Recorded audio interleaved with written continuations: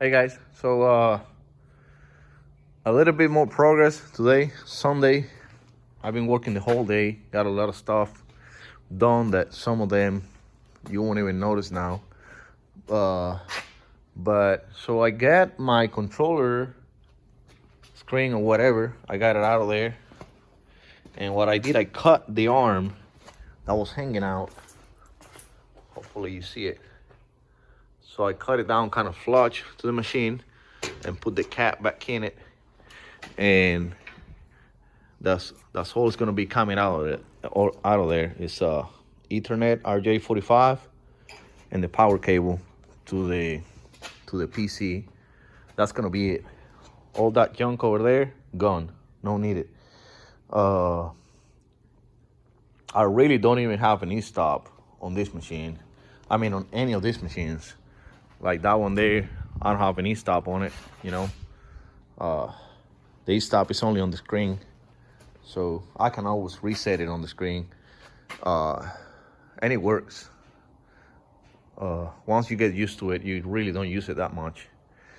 So I got that done. I ran my wires, took all that junk out, and took the controller out.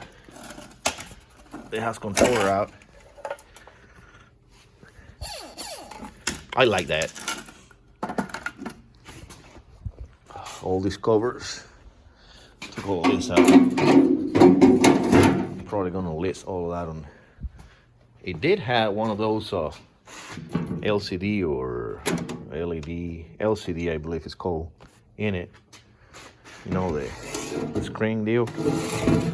I didn't know that, but it did have one of those in it.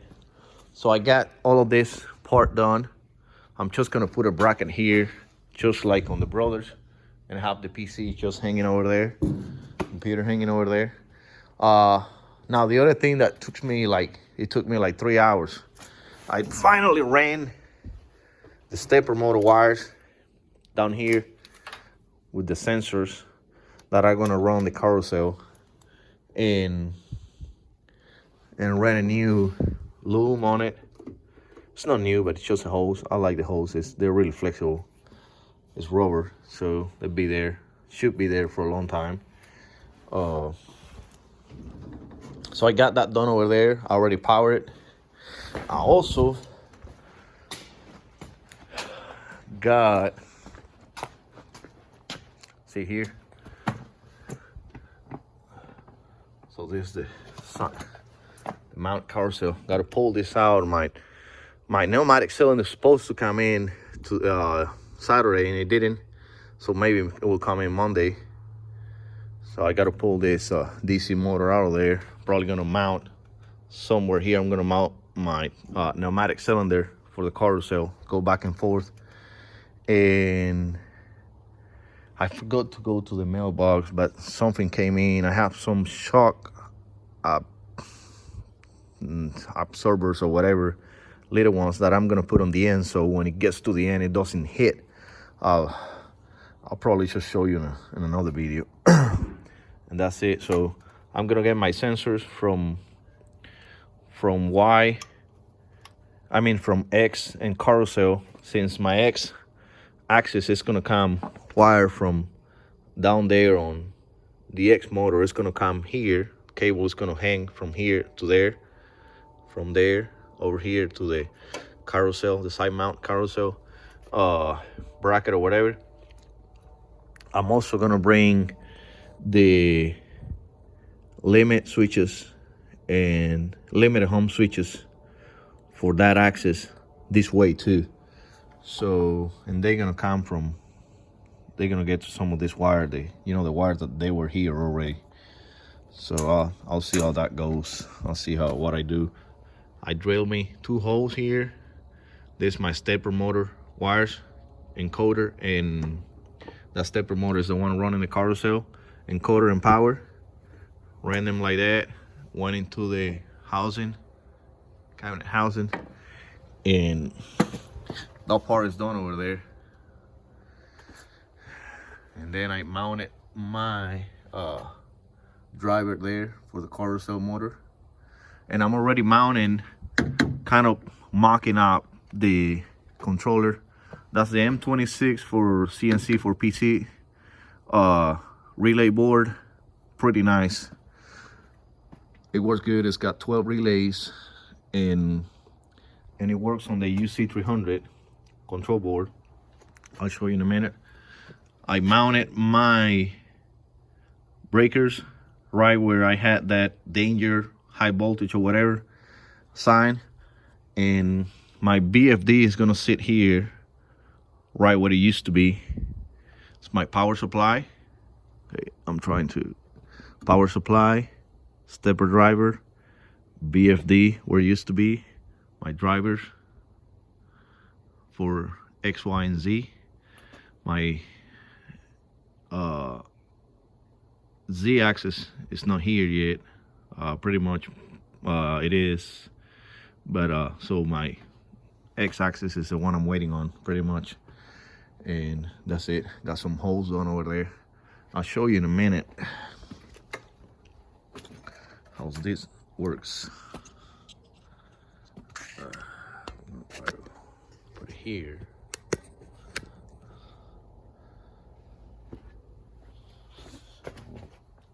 Just want you to see that, not me.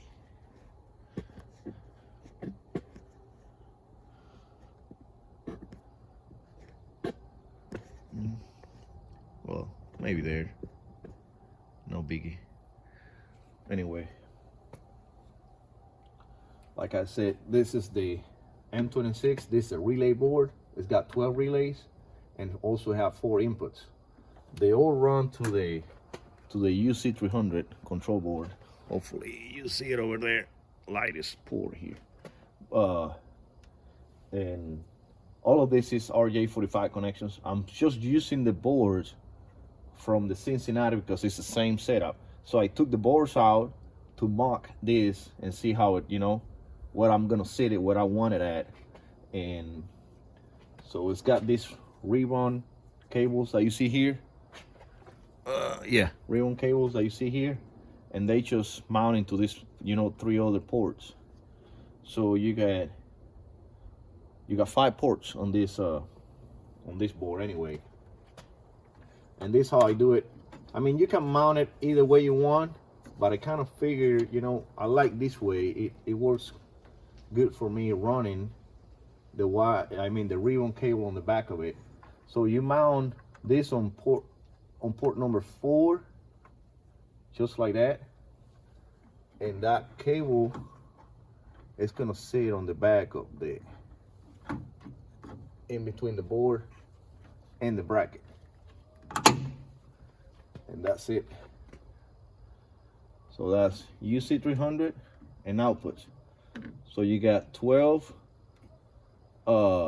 sorry, not 12, yes, you got 12 outputs and 4 inputs.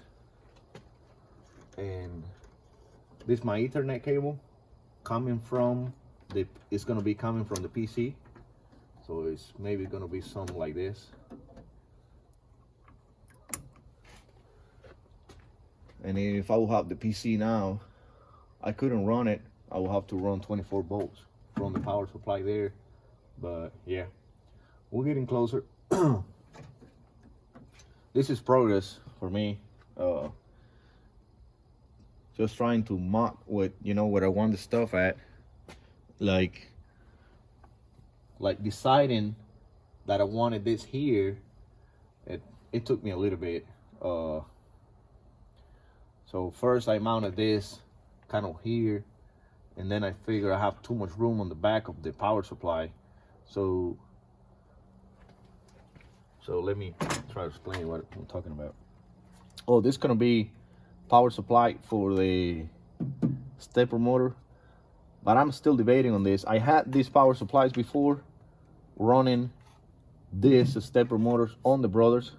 This is a 400 watt, 70 volts. I found out that if you want to really run these drivers, these stepper motors, if you want to fully run, the only way they run good is a full power. So it's either 100 volt DC or 80 volts AC. Just remember that. if you want to really run it, the only way to squeeze all the power out of them is the 100-volt full power on to the drivers. I mean, the lower the power, they run, you know, the shitty they run. I had it on the Brothers, and I end up going from 70 volt to 100 volts, and that's the one on 100 volts. The one is running my carousel now still with just one like this, and it does fine. I can squeeze power out of it. I can make it go faster and torquey. On 70 volts, they run, but not that good. So what I'm gonna do, since I don't know how heavy or how it's gonna run that carousel, that stepper motor, so I'm just gonna hang this somewhere for tuning the machine. And after I tune it, if 70 volts is fine, I leave this one on. If 70 volts gets on the crazy side, you know, like it's not fast enough or whatever, it doesn't squeeze what I want out of the stepper, I will definitely take this one out and put 100 volts in it. Or I might just run a transformer and then run AC to it instead of DC. For what I read, these ones, they run even better on AC. I haven't run it on AC, never, but I have run it to 100 volts on this, and they do run better than 70 volts. So this one is just gonna be hanging, you know, somewhere at top, just getting power to it, just to get the stuff tuned, and then I'll do that, you know, I'll decide that later. Well, I guess that's it. I'm gonna run another input board. It's called C79. This is a C76 UC300 breakout board. I mean, the breakout board, and this is a UC300, you know, control board. Just this one here. This is a breakout board, C76, M26. I'm gonna run an C79. It's an IO board. It will get some of either port 3 or 5 inputs, and that's when I'm gonna run more inputs if I need to. I believe I have enough on the board already, but I'm just gonna mount one in case I want, you know, alarms, safety alarms, like, you know, pressure switches, like oil pressure and air pressure, stuff like that. I want to run on it, safety, and so I want to use those inputs to do that, you know, later in the future. Still don't know what I'm gonna mount it. Whatever the ribbon cable let me do it, probably gonna do it, which is probably gonna be from either port 5, this port 3, port 5, somewhere down here. I might just, you know, lay it like that, because I don't think I'm gonna need more than another. That one has what is it, 12 inputs. This one is 12 outputs and 4 inputs. That one is 12 inputs and 4 outputs. So it's all the way around from this one. And well, that's it. I believe that's gonna be it. I'm still holding to my resistor, braking resistor from the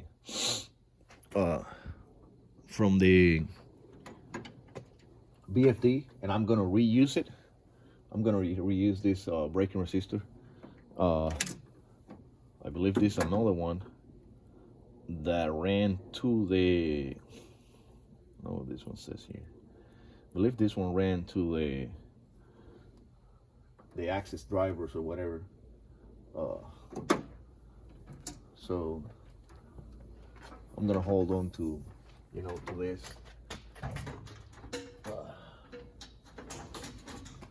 Now, not all of it, but most of this stuff right here that comes from C-axis, and I'm talking about up there where the, you know, where the motor is and all that. Most of this is gonna be gone.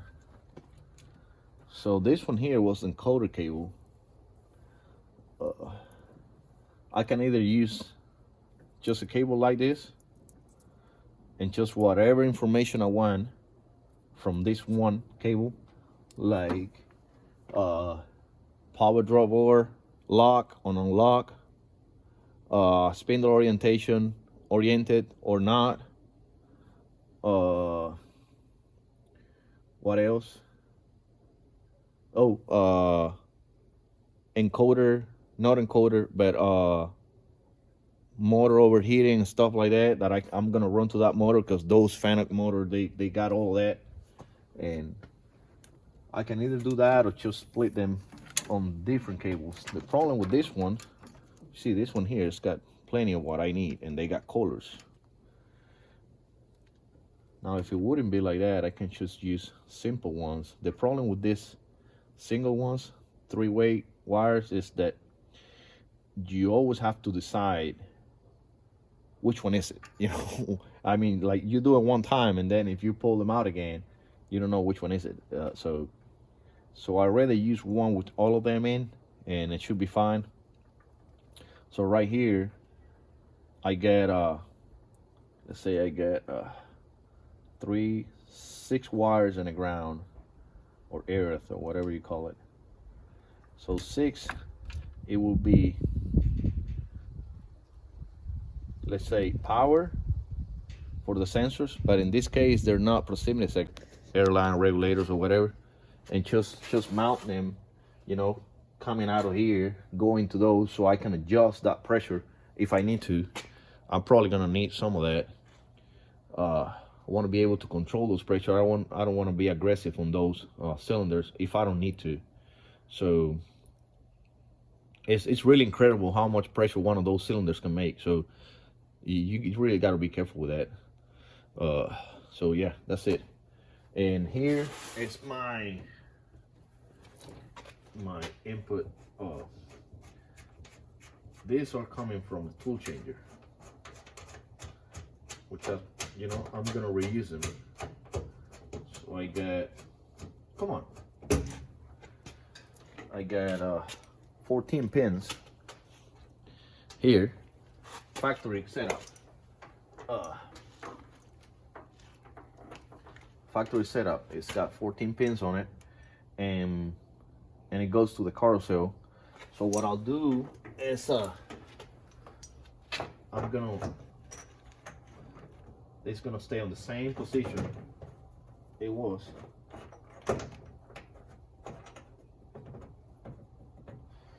It's gonna stay on the same position it was. No. Okay guys, I apologize for that. I was here trying to explain you that what I was doing. This is the cable coming from the tool changer, and I'm gonna reuse it. I'm gonna reuse it for the tool changer inputs, and also for the X axis, like home and limits and all that, because there's some stuff I'm not gonna be using through that one, so I'll use it on something else. So what I'm doing is, not on this one here, but on the factory plug-in, I'm gonna get these ones, which I can still hook even more to there.